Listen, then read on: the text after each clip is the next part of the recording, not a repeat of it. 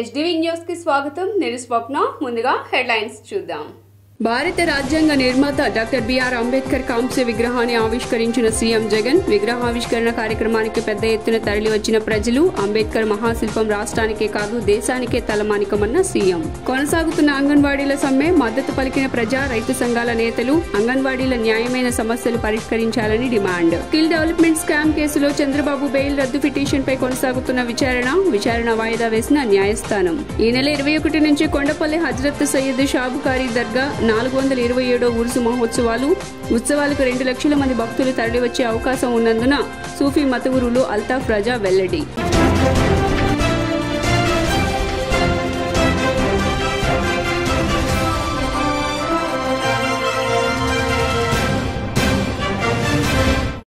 ఇక డీటెయిల్స్ చూస్తే విజయవాడలో సీఎం వైఎస్ జగన్మోహన్ రెడ్డి 210 అడుగుల అంబేద్కర్ విగ్రహాన్ని ఆవిష్కరించారు. విజయవాడలోని పీడబ్ల్యూడీ మైదానంలో ముఖ్యమంత్రి వైఎస్ జగన్మోహన్ రెడ్డి నేడు 210 అడుగుల అంబేద్కర్ విగ్రహాన్ని ఆవిష్కరించారు. రాష్ట్రంలో ప్రజాప్రతినిధులందరూ హాజరయ్యారు.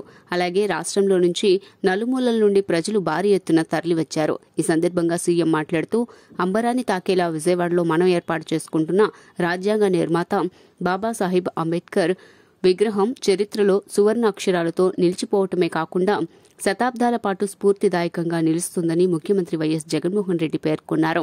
అది స్టాచ్యూ ఆఫ్ సోషల్ జస్టిస్ అని అభివర్ణించారు. మన సమాజగతిని సమతా భావాల వైపు మరల్చడానికి, సంస్కరణలకు, పెత్తందారీ భావాలపై తిరుగుబాటుకు, రాజ్యాధికారంలో పేదల స్థానాన్ని సుస్థిరం చేసేందుకు ఆ మహాశిల్పం నిరంతరం స్ఫూర్తినిస్తుందని విశ్వసిస్తున్నట్లు తెలియజేశారు.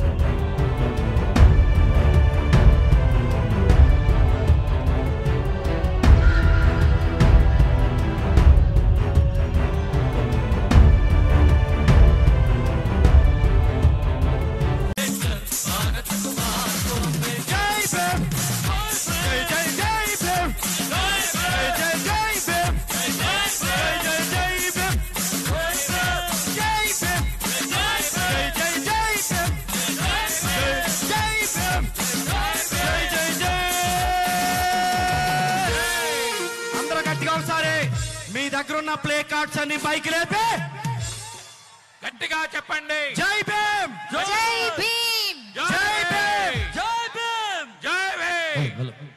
ఒక్కసారి ప్రతి ఒక్కరు గమనించాలండి. అందరూ మీ స్థానంలో కూర్చోవాలండి. అలాగే ఈనాటి కార్యక్రమానికి అనేక మంది విచ్చేస్తారు. తమ డిమాండ్ల సాధన కోసం అంగన్వాడీలు చేస్తున్న సమ్మె కొనసాగుతోంది. ప్రజా సంఘాల నేతలు, రైతు సంఘాల ప్రతినిధులు అంగన్వాడీల సమ్మెకు మద్దతు పలికారు. అంగన్వాడీల వేతనాలు పెంచే వరకు ప్రభుత్వంపై ఒత్తిడి చేస్తామని ఈ సందర్భంగా నేతలు హెచ్చరించారు. 9 రోజుల నుండి అంగన్వాడీలు నిరవధిక సమ్మె చేస్తా ఉన్నా ప్రభుత్వానికి చీమగుట్టినట్లేదు, మొండిగా వ్యవహరిస్తూ ఉంది. అంతేకాదు ముఖ్యమంత్రి గారు కనీసమైనటువంటి వాళ్ళని పిలిచి మాట్లాడటానికి కూడా ముందుకు రావటం లేదు. ఇచ్చిన హామీ నెరవేర్చమని అడుగుతున్నారు. వాళ్ళు తెలంగాణలో 13,500 జీతం ఇస్తున్నారు, ఇక్కడ 2,000 తక్కువగా ఉంది. నేను అధికారంలో రాగానే అక్కడికంటే ఇంకో 1,000 రూపాయలు అదనంగా ఇస్తాను ఆయనే మాట ఇచ్చాడు ముఖ్యమంత్రి గారు. ఇచ్చిన మాట ఎందుకు నిలబెట్టుకోరు? ఇది కూడా 5 ఏళ్లు పూర్తయిన తర్వాత ఇక ఎన్నికలు దగ్గర పడుతున్న టైంలో కూడా అమలు చేయలేదు. ఇవాళ అంబేద్కర్ విగ్రహం ఆవిష్కరిస్తున్నారు, మంచిదే. అంబేద్కర్ విగ్రహం అంటే 9 రోజులుగా తమ న్యాయమైన సమస్యల పరిష్కారం కోసం రాష్ట్ర వ్యాప్తంగా సమ్మె చేస్తున్నటువంటి అంగన్వాడీ కార్మికులకు ఆంధ్రప్రదేశ్ రైతు సంఘం సంపూర్ణ మద్దతు ప్రకటిస్తూ ఉంది. రాష్ట్ర ప్రభుత్వం కార్మికుల యొక్క న్యాయమైన సమస్యలను పరిష్కరించడం కాకుండా మొండిగా వ్యవహరిస్తూ ఎస్మా చట్టాన్ని ప్రయోగిస్తామని, నిరవధిక సమ్మెలో నుంచి విరమించుకోకపోతే ఉద్యోగాల నుంచి తొలగిస్తామని చెప్పేసి అనేక రకాల బెదిరింపులకు పాల్పడుతుంది. ఈ రకమైన బెదిరింపులు సరైనది కాదు అని చెప్పేసి ప్రభుత్వం దృష్టి. హజ్రత్ సయ్యద్ షాబుకారి దర్గాలో 427వ ఉరుసు మహోత్సవాలు ఘనంగా నిర్వహించేందుకు ఏర్పాట్లు చేస్తున్నారు.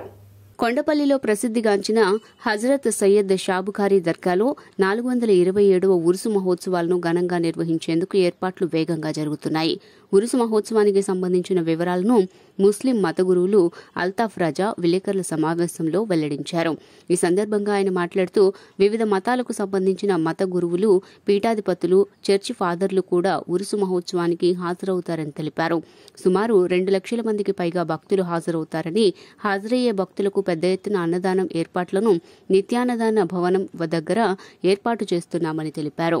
డిప్యూటీ సీఎం అంజాద్ బాషా చొరవతో సీఎం స్పందించి దర్గాకి రహదారిని ఏర్పాటు చేయడానికి ఆదేశాలు ఇవ్వటం హర్షదాయకమని ఈ సందర్భంగా తెలియజేశారు. ఆంధ్రప్రదేశ్ రాష్ట్రంలో చరిత్ర కలిగినటువంటి కొండపల్లి మున్సిపాలిటీ ఏరియాలో 427వ ఉరుసు మహోత్సవం హజరత్ సయ్యద్ షా బుఖారీ రహమతుల్లా అలై.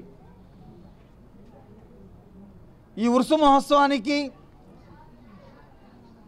భక్తులు కుల మతాలకు అతీతంగా దర్గా అనేది రామతత్వం, యేసుతత్వం, ఇస్లాం తత్వం అన్ని మతాలు కలిగినటువంటి వ్యక్తులు సూఫీయిజంలో అందరూ దర్గాకు వస్తారు.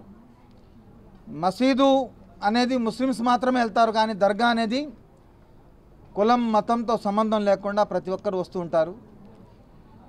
మొహమ్మద్ ప్రవక్త గారి వంశీకులైనటువంటి హజరత్ సయ్యద్ షా బుఖారీ రహమతుల్లా అలై 500 సంవత్సరాల క్రితం ఈ ప్రదేశానికి రావటం, ఇక్కడ వారు ఎన్నో మహిమలు చూపించి చాలామందికి మంచి మార్గాన్ని చూపించి చాలామందికి అన్ని రకాలుగా అన్ని విధాలుగా ఆదుకుంటూ వారికి ఎటువంటి ఆపద వచ్చినా కూడా వారు సజీవంగా మహోత్సవమునకు ప్రతి సంవత్సరం కూడా జరిగే ఉరుసు మహోత్సవంకు ఆ బ్రిడ్జి పైన వచ్చేవాళ్ళు దానికి కొంతమంది భక్తులకి కాళ్ళ నొప్పులు, తర్వాత రావాల్సింది ఇబ్బంది ఉండటం వల్ల మనకేందంటే ఇలా కోరారు, ఇది కింద నుంచి వచ్చేటట్టుగా ఏర్పాటు చేయాలని చెప్పి దానికి నాకు నియమించారు సిఇఓ గారు. దీని మీద ఏంటంటే ఎన్టీపీఎస్ యాజమాన్యం ఇవాళ హజరత్ సయ్యద్ షా బుఖారీ ఔలియా 427వ ఉరుసు మహోత్సవంకు సంబంధించి ఈ ప్రెస్ మీట్ నిర్వహించడం జరిగింది. హజరత్ సయ్యద్ షా బుఖారీ ఔలియా వారి ఉరుసు మహోత్సవాలు గత 500 సంవత్సరాల పైబడి కూడా కుల మతాలకు అతీతంగా నిర్వహించడం జరుగుతుంది. దీంతో చంద్రబాబు బెయిల్ రద్దు పిటిషన్పై సుప్రీంకోర్టులో విచారణ జరిపింది. ఈ కేసులో ఆంధ్రప్రదేశ్ హైకోర్టు బెయిల్ మంజూరు చేసిన విషయం తెలిసిందే. ఈ బెయిల్ను సవాల్ చేస్తూ ఆంధ్రప్రదేశ్ సుప్రీంకోర్టులో వేసిన పిటిషన్ నేడు విచారణకు వచ్చింది. జస్టిస్ బేలా త్రివేది, జస్టిస్ పంకజ్ మిట్టల్తో కూడిన ధర్మాసనం విచారణ జరిపింది. కౌంటర్ దాఖలు చేసేందుకు బాబు తరపు న్యాయవాదులు సమయం కోరటంతో ఈ కేసును ధర్మాసనం ఫిబ్రవరి 12కు వాయిదా వేసింది. డాక్టర్ బిఆర్ అంబేద్కర్ విగ్రహం ప్రారంభం కార్యక్రమానికి ప్రజలు వెల్లువలా తరలివచ్చారు. పేదల వర్గాల దైవం డాక్టర్ బిఆర్ అంబేద్కర్ విగ్రహం ప్రారంభం కార్యక్రమానికి వందలాది మంది స్వచ్ఛందంగా ముందుకు సాగుతూ ఓ పండుగ వాతావరణంలాగా ఇందిరాగాంధీ మున్సిపల్ స్టేడియం వైపు పరుగులు తీస్తున్నారు. పేదల పెన్నిది, బడుగు బలహీన వర్గాల ఆశాజ్యోతి డాక్టర్ బిఆర్ అంబేద్కర్ 150 అడుగుల కాంస్య విగ్రహం ప్రారంభం కార్యక్రమానికి వందలాది మంది స్వచ్ఛంగా తరలి వెళ్తున్నారని 35వ డివిజన్ వైఎస్ఆర్సీపీ ఎస్సీ సెల్ నాయకులు కనపర్తి సుజాత తెలిపారు. విజయవాడ నగరానికే ఓ మణిహారంలాగా చరిత్రలో నిలిచిపోయేలా రాష్ట్ర ముఖ్యమంత్రి వైఎస్ జగన్మోహన్ రెడ్డి విగ్రహావిష్కరణ కార్యక్రమం చేయబోతున్నారని తెలియజేశారు. మనకి మహా అయిన పండుగ, మాకు ఘనమైన పండుగ అంటే మన క్రిస్మస్ పండుగ కాదు, సంక్రాంతి కాదు, దసరా కాదు, దీపావళి కాదు, ఇవన్నీ కలిపితే ఎంత పండుగ ఈ రోజు అంతటి పండుగ మహానాయకుడు మూలాన మనకి విజయవాడ నగరబొడ్డున ఈ రోజు పెట్టాడంటే అది 100 తరతరాలకు కూడా అది మనకు చెరగని ముద్ర. అది మన ముఖ్యమంత్రి జగన్మోహన్ రెడ్డికే చెల్లి అయితే అదంతా ముఖ్యమంత్రి గారికి చెల్లుబాటు అయ్యింది. మరి ముఖ్యంగా ఈ దళిత వాళ్ళు మనకి 9,000 మంది ఉన్నారు దళితులు.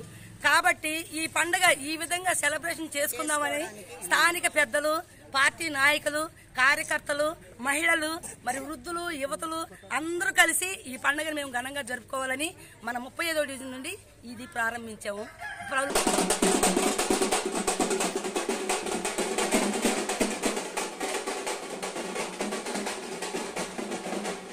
సీఎం జగన్మోహన్ రెడ్డి దళితులకు ద్రోహం చేశారని మాజీ మంత్రి దేవినేని ఉమామహేశ్వరరావు మండిపడ్డారు.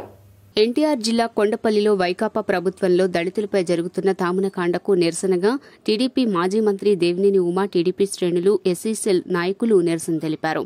కోడికత్తి శ్రీనుకి న్యాయం చేయాలి, దళితులపై తామనకాండ ఆపండి అంటూ పెద్ద ఎత్తున నినాదాలు చేశారు. ఎన్టీఆర్ జిల్లా కొండపల్లి మున్సిపాలిటీ ఇబ్రహీంపట్నం పార్టీ కార్యాలయం నుండి ఏ కాలనీ అంబేద్కర్ విగ్రహం వరకు నిరసన ర్యాలీ నిర్వహించారు. ఈ సందర్భంగా దేవినేని ఉమా మాట్లాడుతూ జగన్మోహన్ రెడ్డి సైకో పాలనలో దళితులపై దాడి జరగని రోజు లేదని ఆరోపణలు గుప్పించారు. రాష్ట్రంలో దళితులపై రోజుకో దాడి చేశారని, అసాంఘిక శక్తులు, అధికార పార్టీ రౌడీ ముఖులు దళితులపై దామనకాండ సాగిస్తున్నారని, ఎటువంటి చర్యలు లేవని మండిపడ్డారు. 4.5 ఏళ్లలో దళితులపై 6,000కు పైగా దాడులు, 188 మంది దళితుల్ని హత్య చేశారని అన్నారు. కోడికత్తి శ్రీనుని రాజమండ్రి సెంట్రల్ జైల్లో అక్రమ కేసు బనాయించి ఎన్నికల్లో గెలవాలి, ఈ రాష్ట్రానికి ముఖ్యమంత్రి అవ్వాలి, తెలుగుదేశం పార్టీ మీద బురద చల్లటానికి కోడికత్తి డ్రామా ఆడి జగన్ రెడ్డి ఎన్నికల్లో గెలిచాడు. బాబాయిని గొడ్డలతో చంపించి ఇవాళ సానుభూతి ఓట్లతో 151 సీట్లు ఒక్క ఛాన్స్తో అధికారంలోకి వచ్చి 27 దళిత సోదరులకి సంక్షేమ కార్యక్రమాలు రద్దు చేశారు. మోహన్ రెడ్డి గారు 27 దళిత పథకాలు రద్దు చేశావు. ఎస్సీ ఎస్టీ సభ్యాన్ని నిధులని దారి మళ్లించి రైతు భరోసా కేంద్రాలకు ఇచ్చావు. మాకు చెందాల్సిన నిధుల్ని నువ్వు పక్కదారి పట్టించావు.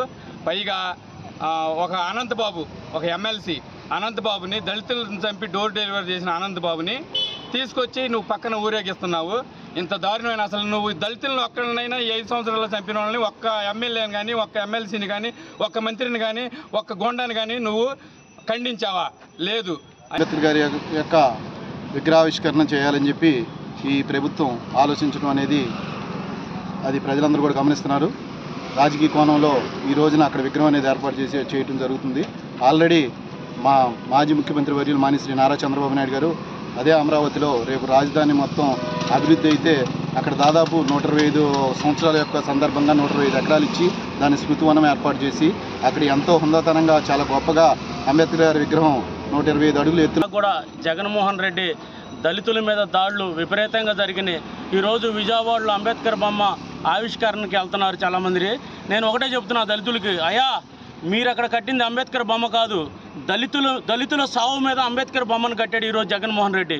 మనందరం గుర్తుపెట్టుకోవాలి, మన మీద ఎస్సీ చట్టాన్ని, ఎస్సీ ఎస్టీ మీద చట్టాన్ని మన మీదే పెట్టాడు. ఎస్సీల మీద ఎంత దౌర్భాగ్యం.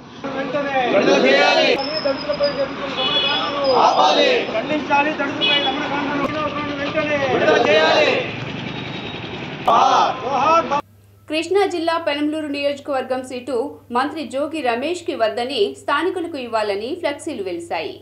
పెనంలూరు ఇన్ఛార్జిగా జోగి రమేష్ ని నియమించినప్పటి నుండి జోగి రమేష్ మాకు వద్దు అని ఫ్లెక్సీలు వెలిశాయి.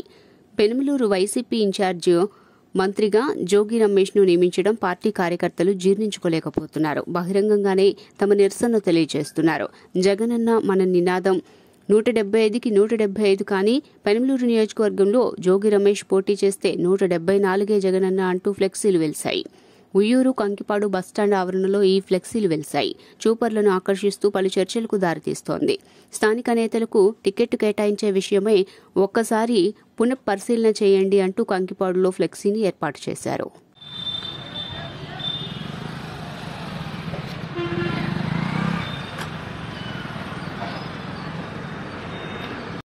ఈ నెల 21న Vijaya's Ravi heart care centre ప్రారంభం కానుంది. గుండె జబ్బుల వైద్యంలో అందరికీ ఆధునిక చికిత్సలు అందించాలనే లక్ష్యంతో ఈ నెల 21 నుండి విజయాస్ రవి హార్ట్ కేర్ సెంటర్ను అందుబాటులోకి తీసుకువస్తున్నట్లు Vijaya super speciality hospital CEO doctor G Sharath Babu తెలిపారు. శుక్రవారం నాడు సూర్యరావుపేటలోని తమ హాస్పిటల్లో జరిగిన విలేకరుల సమావేశంలో ఆయన మాట్లాడుతూ గడిచిన దశాబ్ద కాలం పైగా విజయ సూపర్ స్పెషాలిటీ హాస్పిటల్ ద్వారా ఎంతో మందికి సూపర్ స్పెషాలిటీ వైద్య సేవలు అందించామని, నేడు ప్రపంచవ్యాప్తంగా గుండె జబ్బుల సమస్య విపరీతంగా పెరుగుతూ ఉండటం ఆందోళన కలిగిస్తుందని, అందుకోసం అన్ని వర్గాల వారికి అందుబాటులో అత్యున్నత స్థాయి ప్రమాణాలతో విజయాస్ రవి హార్ట్ కేర్ సెంటర్ను విశిష్ట నిపుణులైన వైద్యుల చేత ఈ నెల 21న లాంఛనంగా ప్రారంభిస్తున్నట్లు తెలియజేశారు. హాస్పిటల్ అంటే విజయ సూపర్ స్పెషాలిటీ హాస్పిటల్ పెట్టి 12 ఏళ్ళు కంప్లీట్ చేసుకున్నాం. ఇనీషియల్గా మనం కిడ్నీకి సంబంధించి నెఫ్రాలజీ, న్యూరాలజీ, గ్యాస్ట్రోఎంట్రాలజీ, రేడియాలజీ విభాగాలతో స్టార్ట్ చేయడం జరిగింది 2011లో.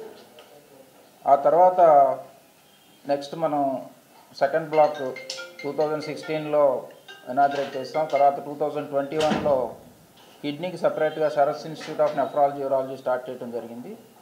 అలాగే ఈ ముందు విభాగాల తర్వాత మనం critical care, trauma, orthopaedics, endocrinology services కూడా స్టార్ట్ చేయడం జరిగింది. ఇప్పుడు మనం ఫర్దర్ ఎక్స్పాన్షన్గా అంటే విజయ హాస్పిటల్లో ఫర్దర్ ఎక్స్పాన్షన్గా కార్డియాలజీ సర్వీసెస్ కూడా స్టార్ట్ చేయబోతున్నాం.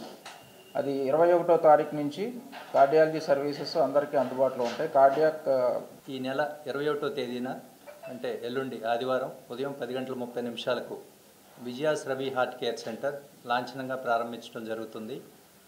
ఈ Vijaya's Ravi heart care centre ఒక ముఖ్య ఉద్దేశం ఏంటంటే పేద మధ్యతరగతి ప్రజలందరికీ కూడా ఆధునిక గుండె వైద్యం అందుబాటులోకి తీసుకురావటం మన హాస్పిటల్ యొక్క ముఖ్యమైన ఉద్దేశం.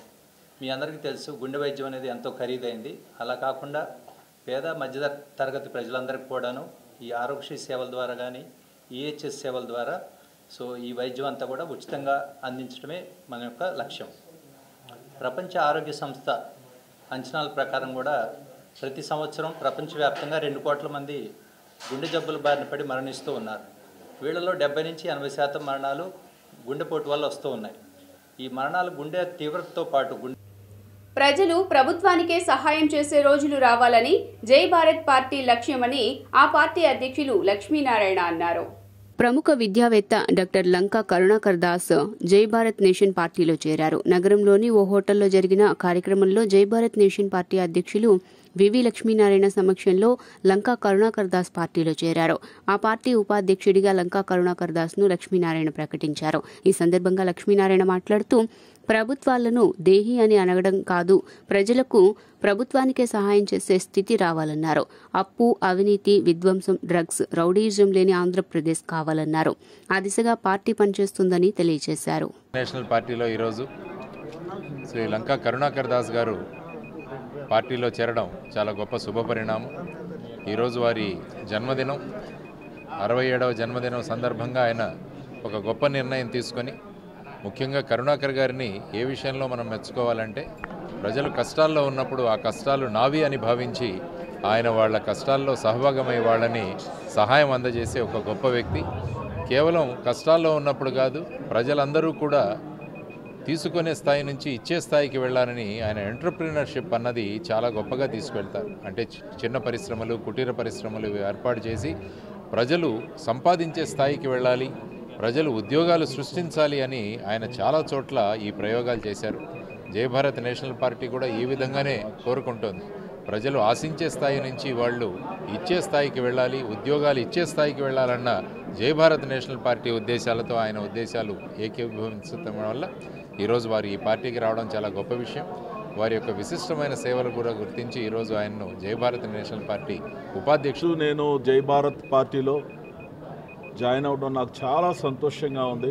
ఎందుకనంటే నేను గత కొంతకాలంగా ప్రజల మధ్యలో ఉండి ఏ పనులైతే చేస్తున్నానో ఎవరి కాళ్ళ మీద వాళ్ళు నిలబడాలని చెప్పి ఆశించి అనేకమైన ప్రాజెక్టుల ద్వారా వారిని అందరినీ కూడా ముందుకు తీసుకొస్తున్నాను. అదే ఆశయంతో జేడి లక్ష్మీనారాయణ గారు మరి జై భారత్ నేషనల్ పార్టీని పెట్టి ఉండగా నేను ఒక నిర్ణయం తీసుకున్నాను. నాకు ఇతరమైన ఆఫర్స్ కూడా వచ్చినప్పటికీ కూడా జై భారత్ పార్టీలో ఉండి ఈ పార్టీని ముందుకు తీసుకొని వెళ్ళి ఖచ్చితంగా ప్రభుత్వాన్ని శాసించే విధంగా మేము నిర్ణయం తీసుకోవాలన్న ఉద్దేశంతో అడుగు వేయడానికి మేము ముందుకు సాగుతా ఉన్నాం. ఈ రోజు నుండి గ్రామ అతిపెద్ద jewellery exhibition and sale A+ కన్వెన్షన్లో ఏర్పాటు చేశారు. విజయవాడ నగర చరిత్రలో ఇంతకు ముందు ఎన్నడూ లేని విధంగా 3 రోజులుగా జరిగే అతిపెద్ద jewellery exhibition cum sale UE the jewellery ఎక్స్పోను బెంచ్ సర్కిల్ సమీపంలోని మున్సిపల్ ఎంప్లాయీస్ కాలనీలో గల A+ కన్వెన్షన్లో ఏర్పాటు చేశారు. విజయవాడ నగర డిప్యూటీ మేయర్ అవుతు Shailaja Reddy, mid town inner wheel club president Haritha Chowdary, inner wheel club of Vijayawada president వి సరోజా మరియు వాణి మనోహర్ రిబ్బన్ కట్ చేసి జ్యోతి ప్రజ్వలన చేసి ప్రారంభించారు. అనంతరం ప్రదర్శనలో స్టాల్స్ ను తిలకించారు. ఈ సందర్భంగా డిప్యూటీ మేయర్ అవుతు Shailaja Reddy, mid town inner wheel club president Haritha Chowdary మాట్లాడుతూ కళ్లు మిరుమిట్లు గొలిపే ఇటువంటి జ్యువెలరీని ఎక్స్పోను నగరంలో ఏర్పాటు చేసిన నిర్వాహకులను అభినందిస్తూ అనేక కొత్త డిజైన్స్ ను మోడల్స్ ను ఈ ప్రదర్శనలో చూడగలిగామని, బంగారు నగలు కొనుగోలు చేసే వారికి ఇది ఒక అద్భుత అవకాశమని తెలియజేశారు. మహిళలకు ముఖ్యంగా ప్రతిరోజు కూడా మహిళ బంగారాన్ని లక్ష్మీదేవి స్వరూపంతో కొలుస్తారు కాబట్టి మన విజయవాడ నగరంలో మరి ఎగ్జిబిషన్ అనేటువంటిది పెట్టడం జరుగుతూ ఉంది. మరి ఏదైతే విజయవాడ మహానగరంలో లార్జెస్ట్ ఎక్స్క్లూజివ్గా ఏదైతే బంగారు నగలు ఉంటాయో మరి దాన్ని చెన్నై, న్యూఢిల్లీ, కలకత్తా అనేక రకాలుగా ఇంకా వేరే ఇక్కడి నుంచి కూడా తీసుకురావడం అనేది చాలా సంతోషం. ఎందుకంటే మహిళా మనులు కూడా కొత్త రకాన్ని ఎంచుకుంటా ఉన్నారు. కొత్త రకం అంటే న్యూ డిజైన్స్ ఎక్కడ ఉన్నాయనేటువంటి వెతుకులాట్లో మహిళ చాలా బిజీగా ఉందనే చెప్పాలి ఈ లైఫ్లో. ఎందుకంటే ఎప్పుడు కాదు, రొటీన్ కాదు, కొత్తదనాన్ని ఎంచుకునేటువంటి నగలన్నీ కూడా మన. I'm Harita Chaudhary, Inner Wheel Vijayawada Midtown President. So 75th edition United Exhibitions. So congratulations to all the stall owners. మనకి ఆడవాళ్ళకి బంగారం అలంకారం అని అంటారు. సో ఇప్పుడు పెళ్ళిళ్ళ సీజన్ నడుస్తుంది. సో A+ కన్వెన్షన్లో అరేంజ్ చేశారు. సో ఈ ప్లాట్ఫామ్లో మనము మామూలుగా అయితే జ్యువెలరీ షాప్స్కి door to door step on అవ్వాలి. సో ఒక ఫ్రేమ్లోనే మనకి డిఫరెంట్ స్టేజ్. వాస్తవ్యులకి శుభవార్త. యునైటెడ్ ఎగ్జిబిషన్స్ వారిచే నిర్వహించబడే 75వ edition UE the jewellery expo ఈసారి మళ్ళీ 19, 20, 21 జనవరిలో తారీఖుల్లో A+ కన్వెన్షన్ సెంటర్లో మళ్ళీ మీ ముందుకు వచ్చింది. దేశం నలుమూల నుంచి విచ్చేసిన బంగారు వజ్ర నగల వ్యాపారులందరూ కూడా వారి యొక్క ప్రత్యేకమైన కలెక్షన్స్తో రానున్న పండుగలు, పెళ్లిళ్ళ సీజన్ కోసమని మీకోసం స్పెషల్గా ఇక్కడికి వచ్చి డిస్ప్లే చేశారు. జనరల్గా మీరు ఏదైనా జ్యువెలరీ షాప్కి వెళ్తే అక్కడ ఉన్న కలెక్షన్స్ మాత్రమే చూడాల్సి వస్తుంది. కానీ ఆ అవసరమే లేకుండా ఇప్పుడు దేశం నలుమూల నుంచి ఉన్న కలెక్షన్స్ మీ అందరికీ ఒకే చోట చూపించడం కోసం అని చెప్పి మా UE ద కొడాలి, కేశినేని నానిలకు మాజీ మంత్రి దేవినేని ఉమా స్ట్రాంగ్ కౌంటర్ ఇచ్చారు. అంకుశం సినిమాలో రామిరెడ్డికి ఏ గతి పట్టిందో అదే గతి కొడాలి నానికి గుడివాడ సెంటర్లో ప్రజలు పట్టిస్తారన్నారు. గుడివాడలో రా కదిల్రా సభ బ్రహ్మాండంగా విజయవంతం కావడంతో బడుద్దాయి కొడాలి నాని పిచ్చిమాటలు మాట్లాడుతున్నాడన్నారు. ఇసుక, మట్టి 100 కోట్లు దోచేసి క్యాసినోతో గుడివాడను గోవా చేసి తీసేసిన తహసీల్దార్ మళ్లీ మాట్లాడుతున్నాడన్నారు. కృష్ణా జిల్లా పరువు ప్రతిష్టలు కొడాలి నాని తీసేశాడని, ఎక్కడికి వెళ్లినా ఆ బూతులోడు మీ జిల్లావాడా అని అడుగుతున్నారన్నారు. ఎన్టీఆర్ చనిపోయినప్పుడు ఈ సన్నాసి నాని మా చుట్టూ తిరిగి మా బూట్లు నాకాడు. గుడివాడ నుండి బొంగులు తాటాకులు వేసుకుని చంద్రబాబు నాయుడు ఇంటి ముందు పందిరి వేశాడన్నారు. 2 సార్లు చంద్రబాబు బూట్లు నాకి బీఫామ్ తెచ్చుకున్నాడని తెలియజేశారు. 2 సార్లు బీఫామ్ తీసుకొని తెలుగుదేశం పార్టీ దగ్గర అవినీతి పార్టీలో చేరిన కేశినేని నాని పగటకళ్ళగా అంటున్నాడు. పక్క రాష్ట్రాన్ని చూసుకొని బుద్ధి తెచ్చుకోవాలి. చంద్రబాబు నాయుడు గారి దగ్గర శిష్యర్గం చేసిన మంత్రి చేసిన కేసీఆర్ 10 ఏళ్ళు ఆ రాష్ట్రాన్ని ముఖ్యమంత్రి చేశాడు. చంద్రబాబు నాయుడు గారి దగ్గర ఎమ్మెల్యే, ఎంపీగా పార్టీ పదవుల్లో పనిచేసిన, అధ్యక్షుడిగా పనిచేసిన రేవంత్ రెడ్డి పక్క రాష్ట్రానికి ముఖ్యమంత్రి అయ్యాడు. ఇవాళ వేరే పార్టీల్లోకి వెళ్ళిన రేవంత్ రెడ్డి కావచ్చు, సీతక్క కావచ్చు, ఇవాళ ఒక రాష్ట్రానికి ముఖ్యమంత్రిగా, ఒక రాష్ట్రానికి క్యాబినెట్ మంత్రిగా ఎంతోమంది తెలుగుదేశం పార్టీలో ఎన్టీ రామారావు గారు, చంద్రబాబు నాయుడు గారు ఉన్నప్పుడు దగ్గర నుంచి ఎమ్మెల్యేలుగా పనిచేసిన వాళ్ళు, ఎంపీలుగా పనిచేసిన వాళ్ళు, ఎమ్మెల్సీలుగా పనిచేసిన వాళ్ళు, రాజ్యసభ మెంబర్లుగా పనిచేసిన వాళ్ళు, జిల్లా పరిషత్ చైర్మన్లుగా పనిచేసిన వాళ్ళు, ఎంపీపీ, జడ్పీటీసీ, సర్పంచులుగా పనిచేసిన వాళ్ళు వివిధ పార్టీల్లో, మా పార్టీయే కాకుండా వివిధ పార్టీల్లో ఉన్నతమైన స్థానాలకు వెళ్ళారు. పీసీసీ చీఫ్ షర్మిల ఏపీ పర్యటన షెడ్యూల్ ఖరారైంది. ఏపీ పీసీసీ అధ్యక్షురాలు వైఎస్ షర్మిల తొలిసారి ఏపీలో పర్యటించబోతున్నారు. 2 రోజుల పాటు ఏపీలో ఆమె పర్యటించనున్నారు. ఈ నెల 20-21 తేదీల్లో ఆమె పర్యటన కొనసాగుతోంది.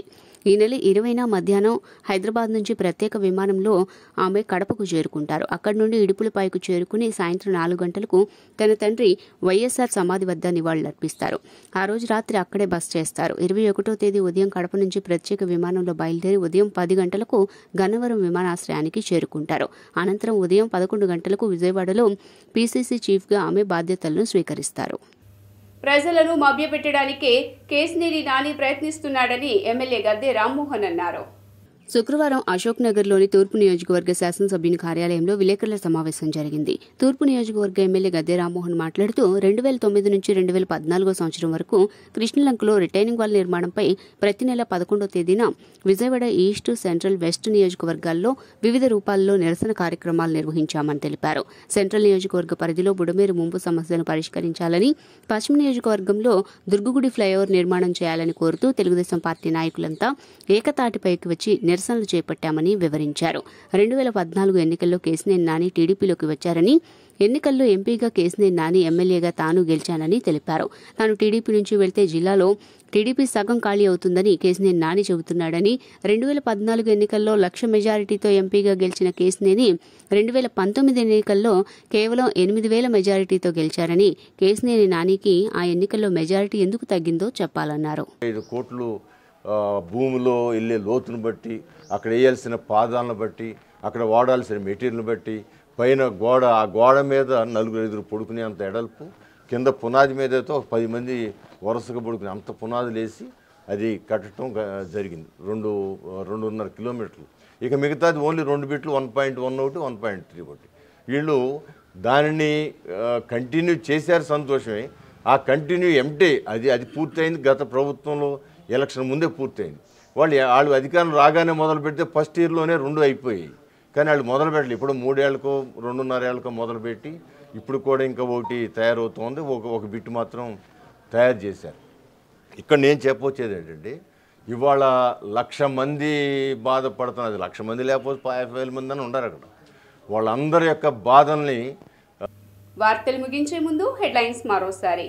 భారత రాజ్యాంగ నిర్మాత డాక్టర్ బిఆర్ అంబేద్కర్ కాంస్య విగ్రహాన్ని ఆవిష్కరించిన సీఎం జగన్. విగ్రహావిష్కరణ కార్యక్రమానికి పెద్ద ఎత్తున తరలివచ్చిన ప్రజలు. అంబేద్కర్ మహాశిల్పం రాష్ట్రానికే కాదు దేశానికే తలమానికమన్న సీఎం. కొనసాగుతున్న అంగన్వాడీల సమ్మె మద్దతు పలికిన ప్రజా రైతు సంఘాల నేతలు. అంగన్వాడీల న్యాయమైన సమస్యలు పరిష్కరించాలని డిమాండ్. స్కిల్ డెవలప్మెంట్ స్కామ్ కేసులో చంద్రబాబు బెయిల్ రద్దు పిటిషన్ పై కొనసాగుతున్న విచారణ వాయిదా వేసిన న్యాయస్థానం. ఈ నెల 21 నుంచి కొండపల్లి హజ్రత్ సయ్యద్ షాబుకారీ దర్గా 427వ ఉరుసు మహోత్సవాలు. ఉత్సవాలకు 2 లక్షల మంది భక్తులు తరలివచ్చే అవకాశం ఉన్నందున సూఫీ మతగురులు అల్తాఫ్ రజా వెల్లడి. HDV న్యూస్ ఇంతటితో సమాప్తం. తిరిగి వార్తల్లో మళ్ళీ కలుద్దాం. అంతవరకు సెలవు. నమస్కారం.